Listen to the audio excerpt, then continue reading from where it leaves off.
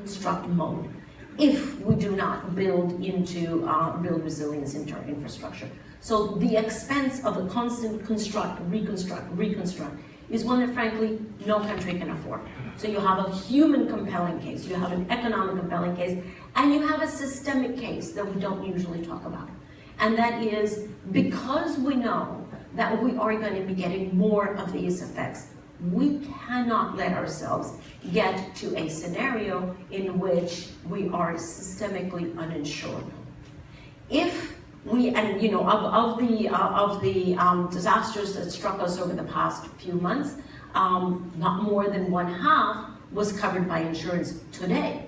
And that means every time that we have one of these, the insurance companies are going to be more and more reticent about covering that because the costs are going to be higher and they can't, premiums are not completely elastic.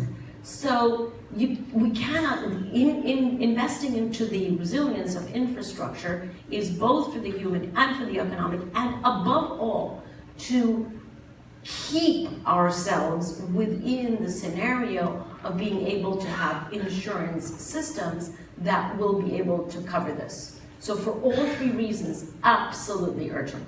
Absolutely, and I want to connect the two of you later on because the linkage between the insurance industry and the construction industry.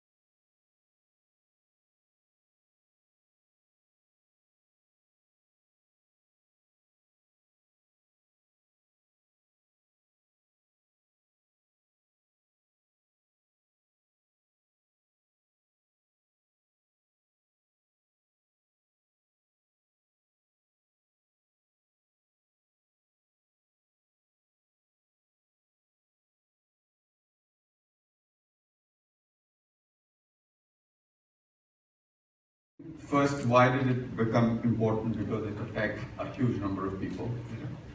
We have a long coastline, very high exposure to cyclones. The success we've had in reducing mortality from cyclones is much celebrated. In a span of 10 years, less than 2%, comparable events of 1999, 2003. And to my mind, the basic ingredients which actually led to this success are three. And I'll try to capture them in simple words. The first is community, and I think that's in that order. The second is an application-oriented work on science, and the third is resilient infrastructure. If you don't have any of these three, you cannot achieve the results, loss reduction results that you want to achieve. On the community one, the biggest resource we have, and Sir Richard Branson's speech talked about the context in Caribbean, is the affected people themselves. Their initiative, their knowledge, their resources are the starting point. They are not the bottom end, they are the top end of the spectrum.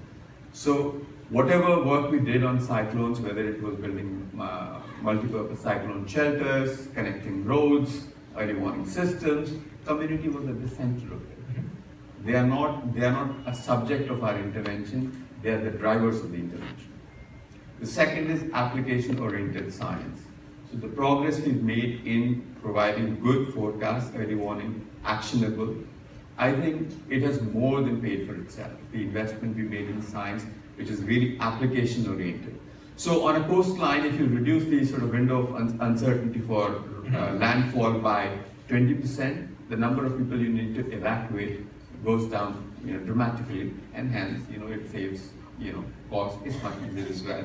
So application-oriented science, which really brings science to society, to people.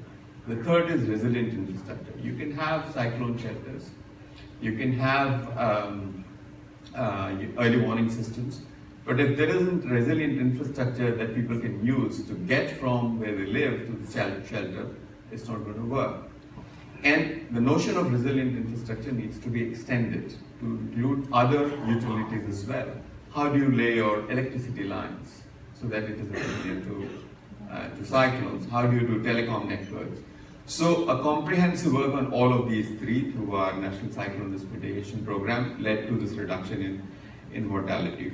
But I must say that, while we take satisfaction in it, we can't be complacent with this.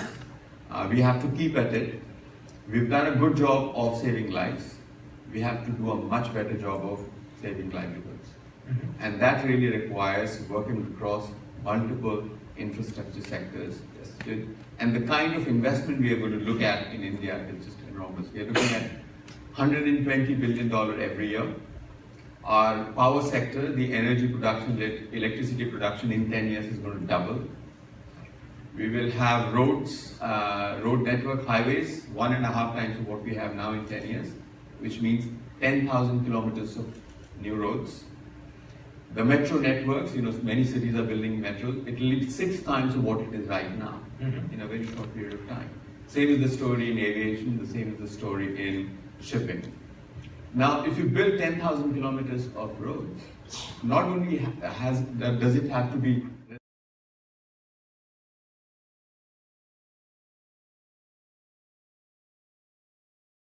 but also risk from infrastructure. It will change the landscape.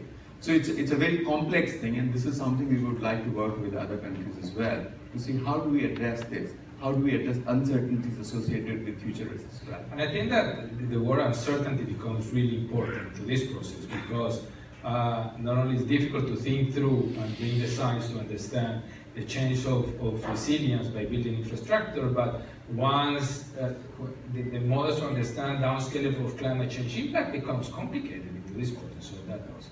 But I take 2 points. Community at the center of resilient infrastructure, and it's important to start moving from saving lives to saving livelihoods. Now, Aris, back to the question and the hint. What are the incentives that are needed when you work in the construction industry to make sure that the next generation of buildings are more resilient? Is it just insurance industry? Is it more knowledge by the consumer or the business? What is it? I mean, when you were building and selling construction materials and cement, what did you say? I'm not doing it because I don't get the pressure from A, B, and C. There's 2 dimensions, let's say, to resilience or vulnerability. One is where we build, and the second is how we build. And that applies both to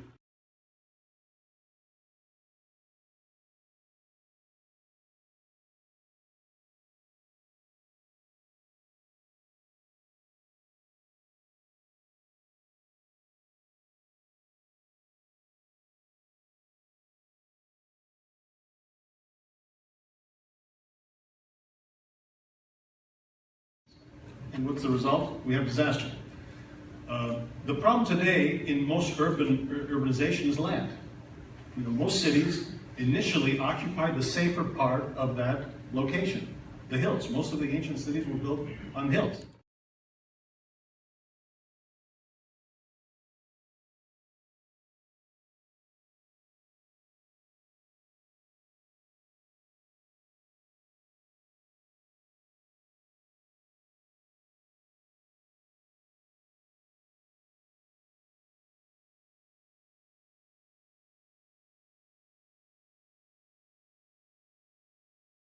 But I saw the example, for example, in Mexico, 6-7 years ago, they embarked on a big housing project. They created entire villages away from Mexico City.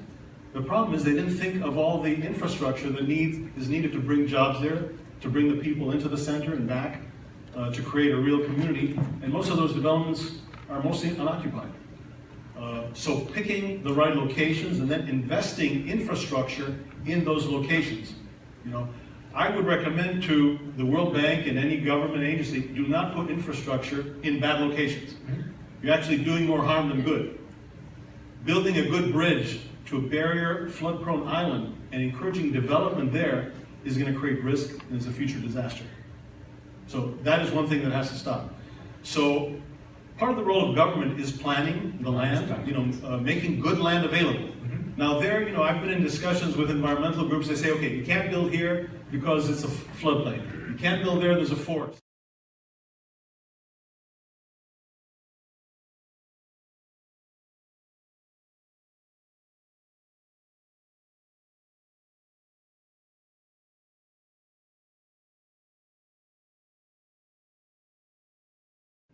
Because when that doesn't happen, then you have development by default. And we see that in all the major cities. But vice versa, in the sense that not considering the green dimensions, for example, and what we see in many places of the eradication of wetlands.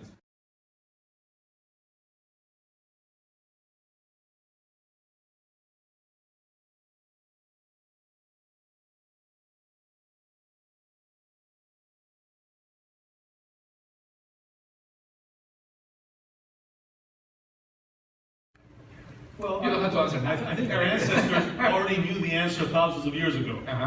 The high ground, the firma terra, as the Romans would say. That's the best defense. Can I Yes. follow in on that? Because I kind of have a feeling that for many years we've been jumping to step number 3. I think of resilience infrastructure in 3 steps. Map it, price it, then build it. And unfortunately, we've been going the other way around. We've just been building wherever, and hence the cost that we're seeing. So map it is my way of summarizing what you just very eloquently said, much more eloquently than I, is to map out where the high-risk areas are, or the high-risk.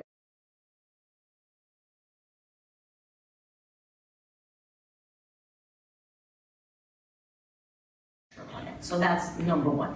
The second piece that we, consistently do not do after, even if we mapped it, the second piece is price it. Because we have not made visible the price of vulnerable infrastructure. We haven't given that a cost. And it's embedded in that infrastructure, but we haven't picked it up and said, okay, let us understand, A, the cost of the vulnerable infrastructure, B, let us understand what the additional investment would be to make it resilient, probably, from the literature that we know, not more than 10%, not more than 10% more in construction costs, and totally recuperable in operating costs, in fact, even including low carbon and high resilience, both together. So map it definitely, but then we also have to price it properly to understand where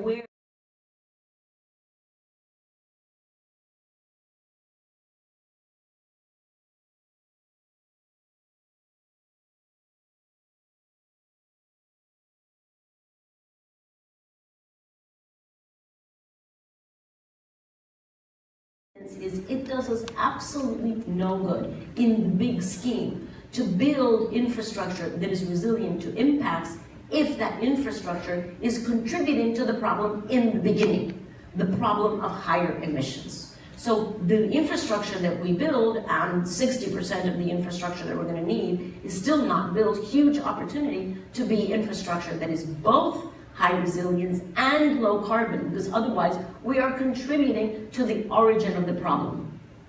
I don't think also that we're not valuing enough the green infrastructure, if we were to call it, the resilience value of the wetlands and the mangroves in the whole equation. So you combine the two, and then you start making the bad choices also on the resilient infrastructure to protect into this process. And it becomes actually an interesting discussion of the role of nature.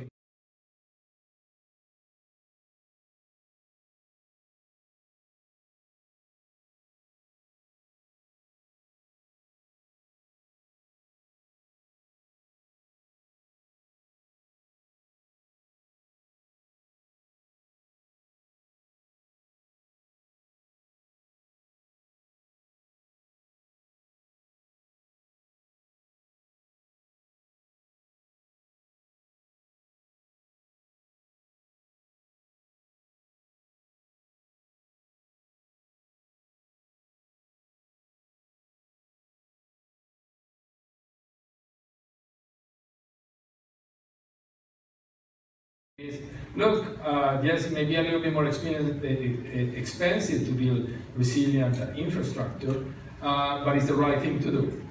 How do you convince them? I think, let me come to that question but before I do that, let me reflect a little bit on what was said about the whole issue of land use planning.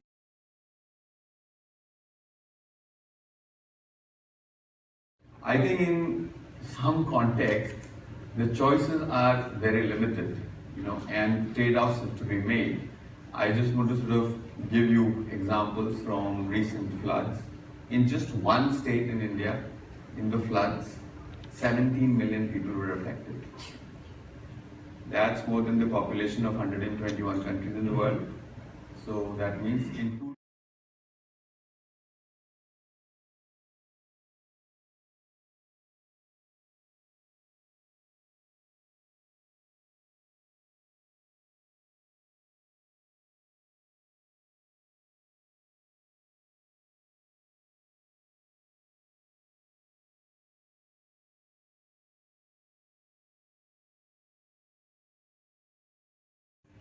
And in dealing with that, we have to sort of also not underestimate the trade-offs that people make and the community intelligence in this whole scheme.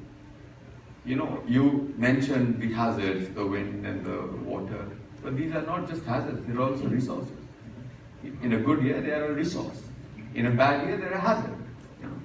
And over hundreds of years, communities have evolved a mechanism by which the resource side of things outweighs the hazard side. But as we know, as everybody is saying, the future is not going to be like the past. But what is the threshold?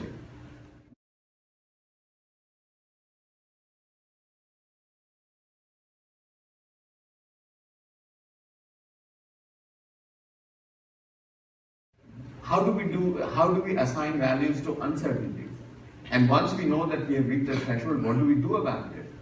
At a scale which is meaningful. I think the time for boutique interventions is over.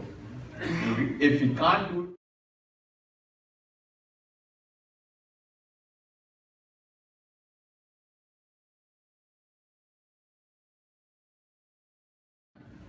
So I think it is important to say that the notion of diversification, the notion of relocation, all of these are good concepts, very difficult to implement on the ground. Extremely difficult to implement on the ground, especially for people who are living a subsistence economy. Their carbon footprint is negligible. We can't tell them that move there, build.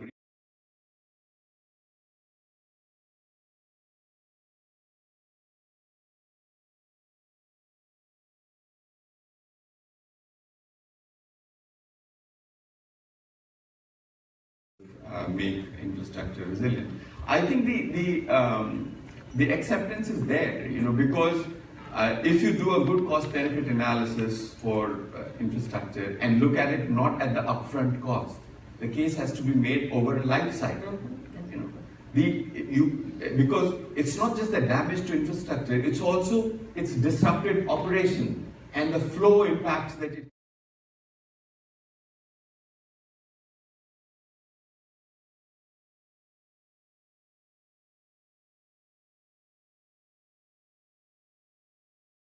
You stop it for a day, or you stop half of it for a day, the economic impact is huge.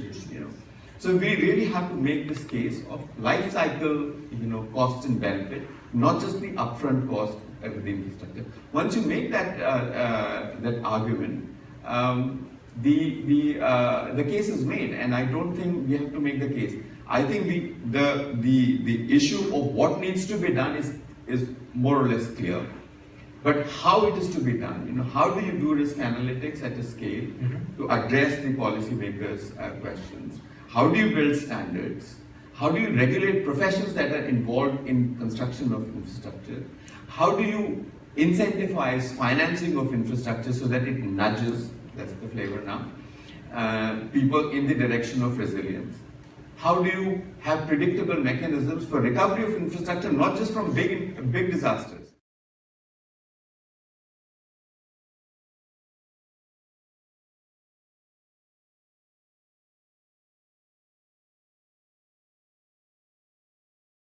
How do you have predictable mechanisms to support recovery infrastructure, not just in big ones, but also in small, medium-scale disasters?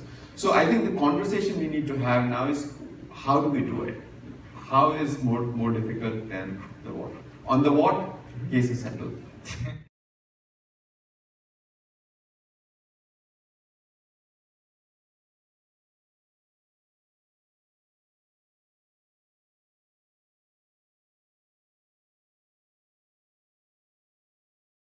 disclosure of climate risk. And usually, people who work on mitigation understand that what is being requested there is a disclosure of the exposure to high carbon assets. The fact is that if you look carefully at what is being requested there, it's not just the exposure to high carbon assets, it's actually the risk exposure to risk, to both chronic risks as well.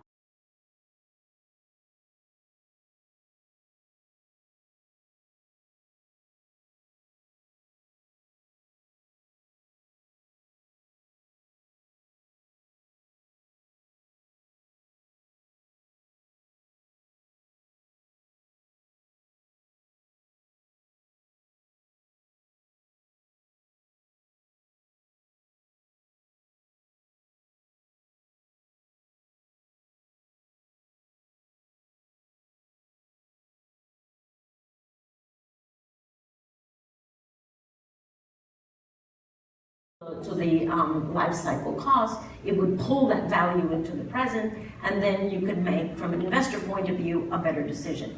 Is that one way of doing that? And to complement, actually, is disclosure.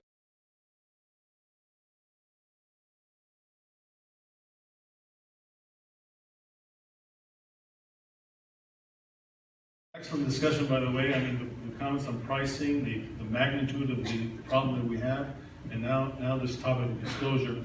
For me, the disclosure falls under a bigger umbrella, which I call transparency. And the property, let's say, sector is much more consumer-driven, let's say, than it is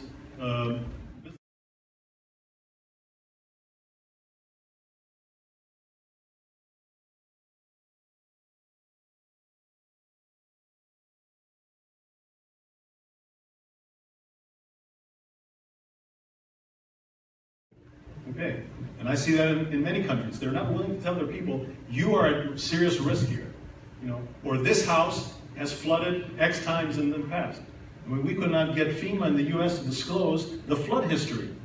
Not, how much the property owner got in money, but just the certain property had flooded 5 times. And there's a problem there because property is a big source of revenue for many governments.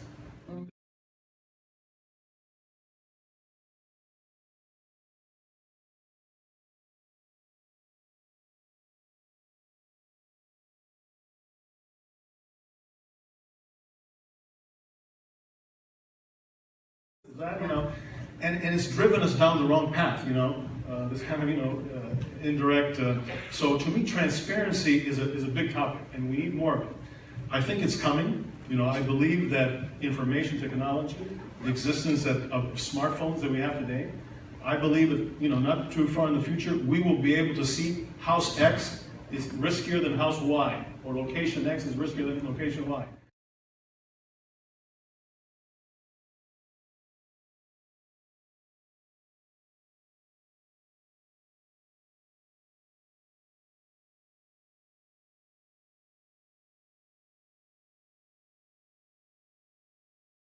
To a question from the audience on liability. How does this come into the whole process of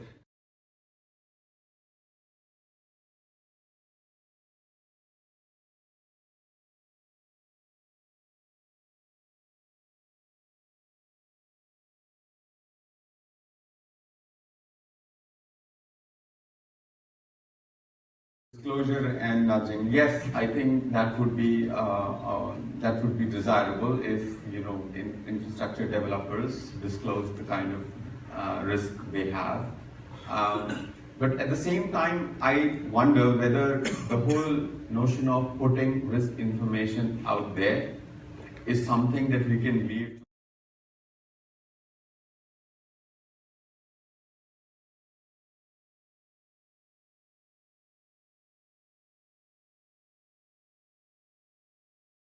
Domain, and they may not, it may not, I mean, there are sensitivities. They don't have an interest in doing so. There are sensitivities when you come to sort of a very sort of fine.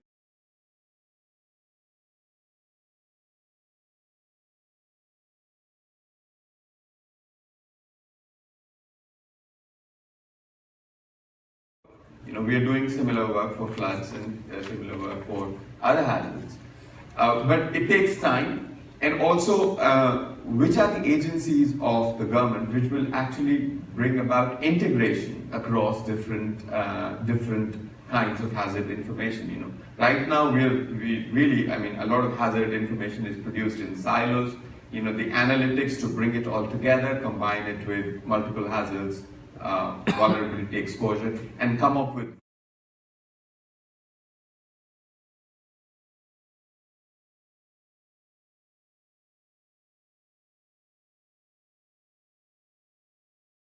Christiana, I'd love to ask you, because I've heard your answer, and I think this audience, to the following question, I think this audience will love it, that many...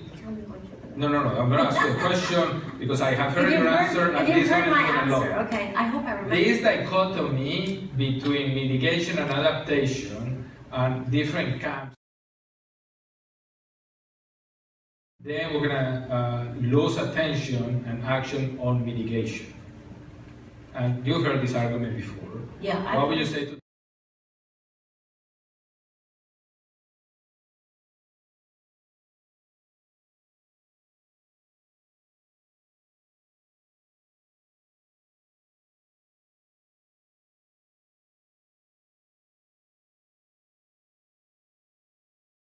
There are two sides of the paper, and there are two sides to the reality of climate change. And I continue to say the most effective and urgent measure of adaptation is immediate mitigation. It doesn't mean mitigation over the next 20 to 30 to 40 years.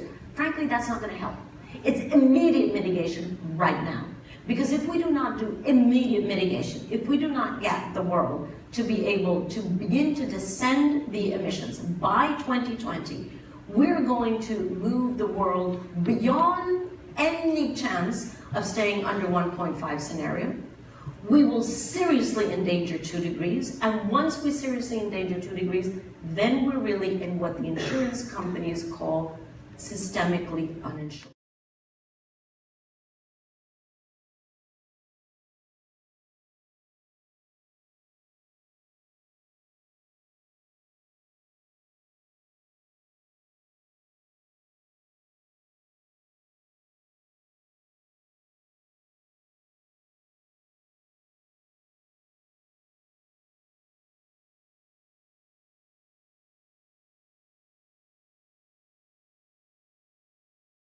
For not doing both. And if you don't think I'm passionate about that,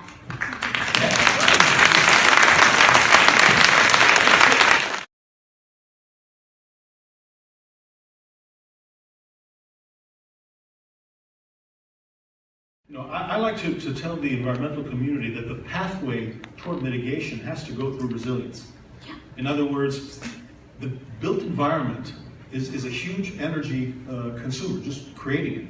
And if we have to do it over and over and over again, we will use up a lot of resources, we'll use up a lot of energy, we'll create a lot of debris that affects also the environment.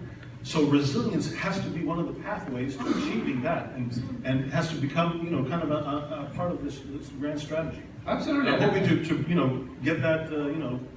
No, and part of the homework that I'm going to give my team is actually to calculate that we were calculated emissions.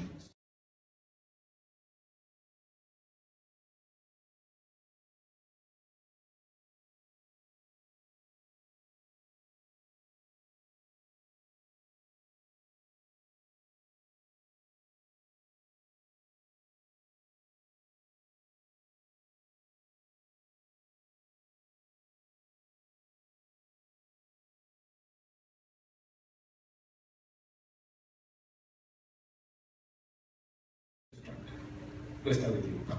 Well, from my point of view, as I said earlier, the fact that it needs to be done is very clear. But we are not very clear yet. We have to do a lot of work on how to do it. There are 4 things we need to do.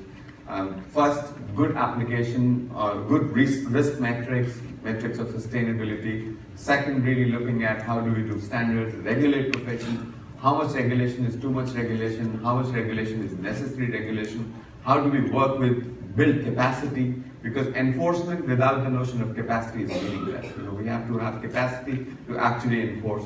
Look at how finance can innovate, nudge people towards resilience. and finally have more predictable systems for recovery. Wonderful. From the Indian side, we are very interested. I highlighted figures of how big infrastructure growth is going to be in India.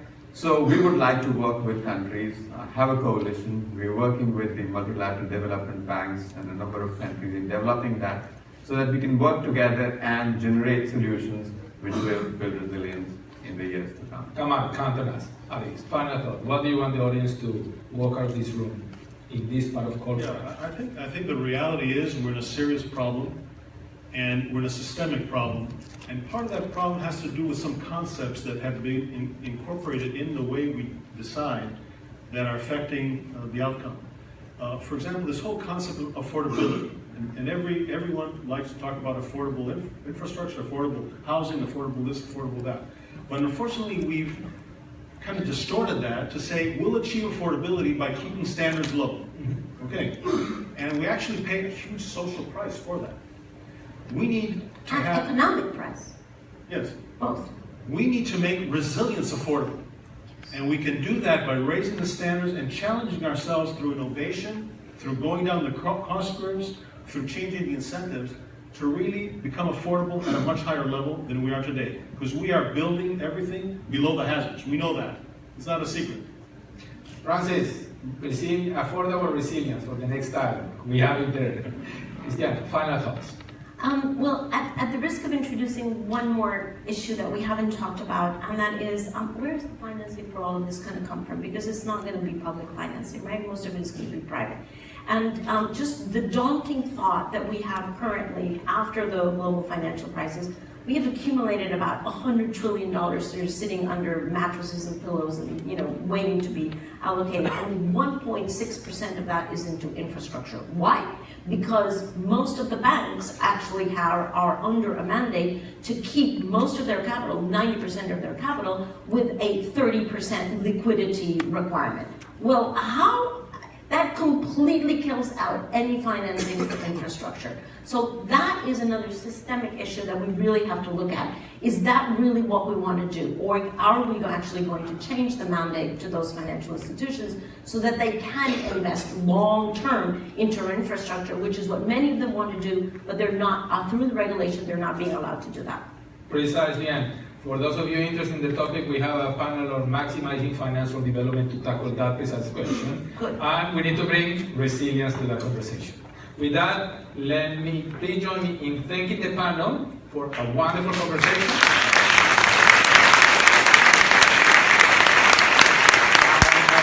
Because we were not able to answer all your questions, and I do encourage to look at the questions that were on Twitter in Resilience Dialogue and maybe inspire you to write a few questions. Thank you very much. We'll see you in the next Resilience Dialogue.